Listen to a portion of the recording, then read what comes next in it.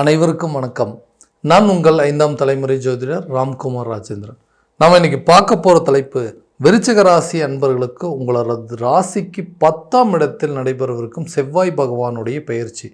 இந்த செவ்வாய் பகவான் உங்கள் ராசி அதாவது 1ஆம் மற்றும் 6ஆம் இடத்திற்கான அதிபதி. இந்த செவ்வாய் பகவான் செவ்வாய் ஒருவருக்கு தைரியத்தையும் வீரியத்தையும் தன்னம்பிக்கை மற்றும் உறுதியை கொடுக்கக்கூடிய இந்த கிரகம். இந்த கிரகங்களுடைய பயிற்சி அப்படின்னு பார்த்தீங்கன்னா ஜூன் மாதம் 7ஆம் தேதி முதல் ஜூலை மாதம் 28ஆம் தேதி வரை சிம்ம ராசியில் சஞ்சாரம் செய்யவிருக்காருங்க. இந்த நிகழ்வு காலகட்டங்கள் அப்படின்னு பார்த்தீங்கன்னா இது வரைக்கும் 9ஆம் இடத்துல கடக ராசியில் நீச்சம் பெற்றிருந்த இந்த செவ்வாய் பகவான் உங்களுடைய ராசிக்கு 10ஆம் இடமான தொழில் மற்றும் கர்மஸ்தானத்திற்கு பயிற்சி அடைகிறாருங்க. ஸோ இந்த நிகழ்வு விருச்சிக ராசி அன்பர்களுக்கு எந்த விதமான அற்புதங்கள் மற்றும் சிறப்புகளை கொடுக்க போகிறார் அப்படிங்கிறத இந்த காணொலியில் தெளிவாகவும் துல்லியமாகவும் பார்க்கலாங்க.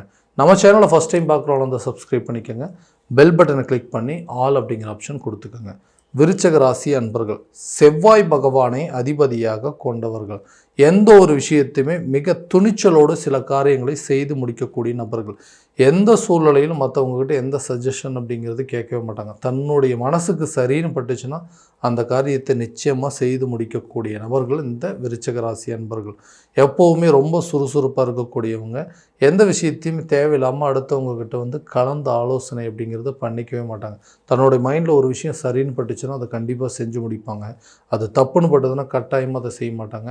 மிகவும் பொறுமைசாலி, அதாவது மிக அமைதியான ஒரு நபர் அப்படின்னு சொல்லக்கூடியவங்க இந்த விருச்சிக ராசி அன்பர்கள். இந்த விருச்சிக ராசி அன்பர்களுக்கு கடந்த சில காலகட்டங்களில் நிறைய தடுமாற்றங்கள் அப்படிங்கிறது கொடுத்துருக்குங்க.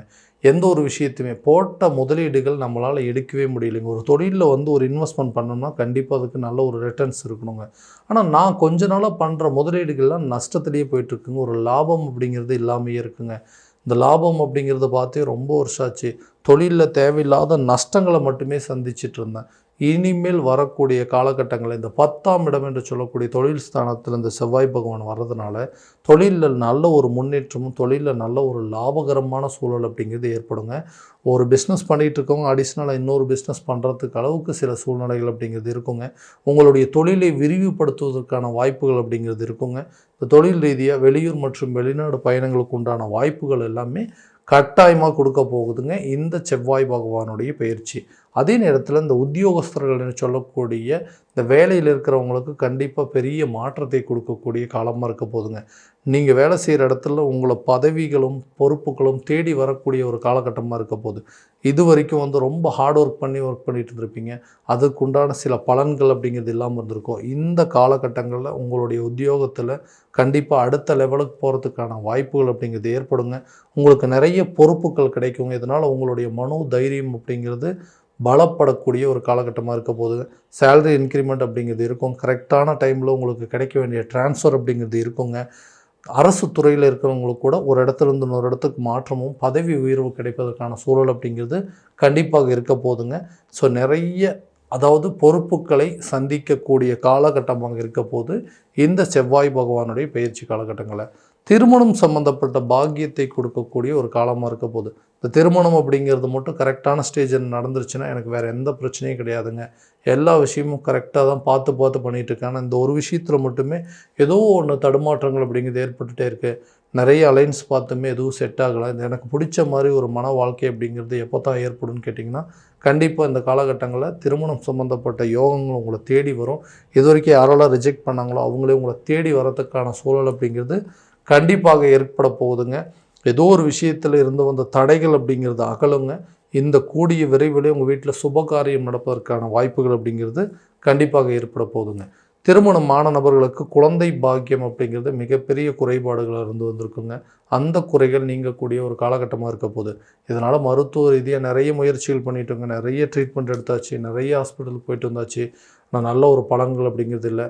கரு உருவாகிறதுக்கான சில பாதிப்புகள் அப்படிங்கிறது இருக்குங்க. திடீர்னு கரு உருவாகுதுங்க. அதுவுமே வந்து ஏதோ ஒரு விதத்தில் கரு கலைப்பு அப்படிங்கிறது ஏற்பட்டுருக்குங்க. இதனால் மன உளைச்சல்கள் ஏற்பட்டுருக்கு. இந்த குழந்தை இல்லை அப்படிங்கிற ஒரே ஒரு பிரச்சனை மட்டும்தாங்க அப்படின்னு யோசிக்கிறவங்களுக்கு குழந்தை பாக்கியம் சம்மந்தப்பட்ட யோகங்கள் அப்படிங்கிறது கண்டிப்பாக கை கூட போதுங்க. ரொம்ப நாளாக ரொம்ப வருஷமாக வந்து குழந்தை பாக்கியம் இல்லாதவங்களுக்கு கூட குழந்தை பாக்கியம் ஏற்பதற்கான சில சூழல் அப்படிங்கிறது கண்டிப்பாக ஏற்பட போகுதுங்க. மருத்துவ முயற்சிகள் நல்ல ஒரு பலன் அப்படிங்கிறது ஏற்படும். கணவன் மனைவிக்கிடையே இருக்கக்கூடிய கருத்து வேறுபாடுகள், 2 பேருமே ஆளுக்கு ஒரு திசையை யோசிக்கிறோம். நம்ம 2 பேத்துக்குள்ளேயும் ஒரு கருத்து வேறுபாடுகள் அப்படிங்கிறது இருந்துகிட்டே இருக்குது. நான் ஒன்று சொல்கிறேன், நீங்கள் அதுக்கு வேறு பதில் சொல்கிறீங்க. நீங்கள் ஒன்று சொன்னால் அதுக்கு நான் வேறு பதில் சொல்கிறேன். 2 பேர்த்தோடைய அதாவது மனசு சம்மந்தப்பட்ட விஷயங்கள் எதுவுமே ஒத்து போகவே மாட்டேங்குது. ஆர்கியூமெண்ட்ஸ் அதிகமாகிட்டே இருக்குங்க. குழந்தைங்களோட ஆரோக்கியத்துலேயும் அவங்களோட கல்வியிலையும் அவங்களோட வளர்ச்சியிலையும் வந்து கவனம் செலுத்த முடியாமல் இருக்குது. ஸோ இந்த சூழல் அப்படிங்கிறது மாறக்கூடிய காலகட்டமாக இருக்க போது கணவன் மனைவிக்கிடையே நல்ல ஒரு ஒற்றுமை அப்படிங்கிறது ஏற்படுங்க. அவங்களுக்கு தேவையான சில பொருட்களை வாங்கி கொடுத்து மகிழ்விக்கக்கூடிய ஒரு காலகட்டமாக இருக்க போது ஒருத்தருக்கு ஒருத்தர் புரிஞ்சுக்கிட்டு நல்ல ஒரு அண்டர்ஸ்டாண்டிங்கை வாழ்கிறதுக்கான சூழல் அப்படிங்கிறது நிச்சயமாக ஏற்படுங்க. எதெல்லாம் பிரச்சனையோ அந்த பிரச்சனையை விட்டு விலகி வருவதற்கான வாய்ப்புகள் அப்படிங்கிறது இந்த காலகட்டங்களிலே இருக்குங்க.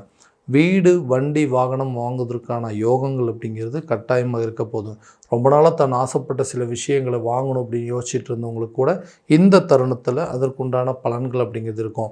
ஒரு வீட்டுக்கு தேவையான பொருட்களோ அல்லது வண்டி வாகனங்களோ, நகை ஆபரணங்கள் சேர்ப்பதற்கான சூழல் அப்படிங்கிறதோ, அல்லது வீடு கட்டுவதற்கான சில முயற்சிகளோடு வீட்டுக்கு தேவையான சில ஆடம்பர பொருட்களை வாங்கி வைக்கக்கூடிய அளவுக்கு இந்த காலகட்டங்களில் உங்களுக்கு அதுக்குண்டான பலன்கள் அப்படிங்கிறது நிச்சயமாக ஏற்படுங்க. ஆரோக்கியத்தில் இதுவரைக்கும் இருந்து வந்த தடைகள் அப்படிங்கிறது அகலும். ஹெல்த்தில் தேவையில்லாத பிரச்சனைங்க, எல்லாம் நல்லா இருக்கிற மாதிரி தான் இருக்குது. திடீர்னு எந்த வேலையுமே செய்ய முடியல, சுறுசுறுப்பாக இருக்க முடியலைங்க, தைரியமாக சில வேலைகள் செய்ய முடியல. ஆரோக்கியத்தில் ஏதாவது ஒரு முடக்க நிலை வந்துக்கிட்டே இருக்குது.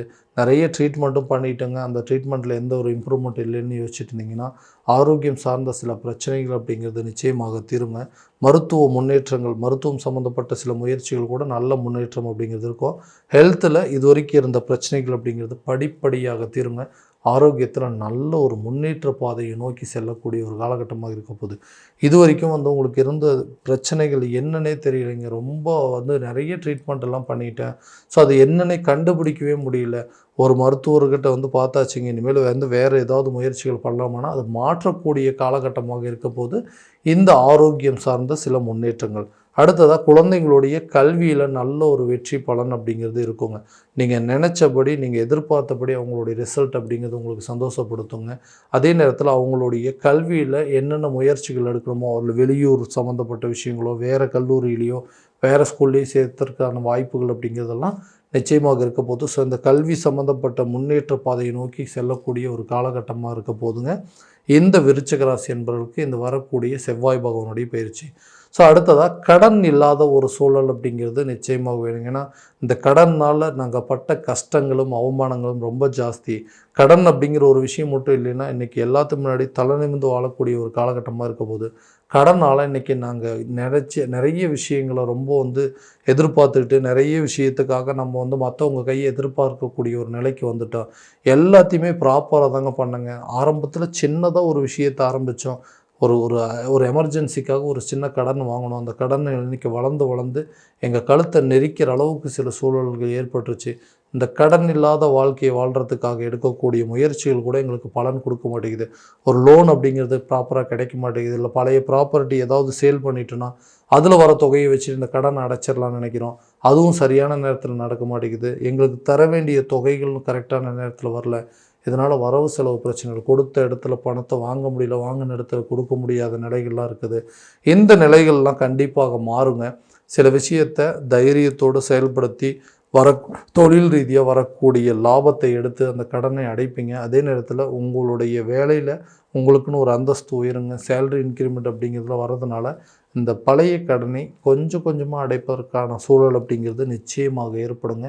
கடன் இல்லாத ஒரு வாழ்க்கையை வாழ்கிறதுக்கான முயற்சிகள் கட்டாயமாக உங்களுக்கு நல்ல ஒரு பலன் அப்படிங்கிறது அளிக்குங்க. ஸோ இது வரைக்கும் நம்ம பார்த்ததெல்லாம் கோச்சார ரீதியான பலன்கள் மட்டும்தான்.